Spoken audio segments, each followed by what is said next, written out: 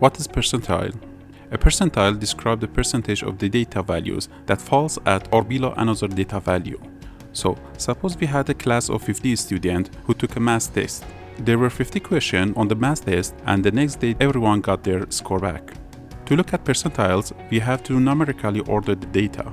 If I ask you what the 50% is, all you have to do is find the median. The 50th percentile means that 50 of the data points are as small or smaller. It is important that you include the as small part of the sentence, because to the left of the median, we saw another number that is equal to the value of the median. If I had only said that 50% of the data points are smaller, then this would be wrong, because 35 is obviously not smaller than 35. In contrast, we can say that the 50th percentile also refers to 50 of the data points being as large or larger. In this regard, the Q1 and Q3 are also described as the percentiles. For example, the third quartile is also known as the 55th percentile.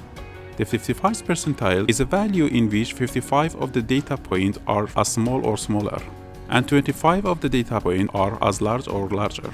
In other words, if someone scored in the 55th percentile, you can say that they beat 55% of the class. Do not confuse percentage with the percentile. For example, we see that this person scored a 31 on the test, which is equal to 62%. This doesn't mean he scored in the 62nd percentile. In fact, this person is roughly in the 23rd percentile. I said roughly because there are many ways you can calculate their percentile of the dataset, and you can yield different answer. But for the specific of the course you are studying, you will not need to know that.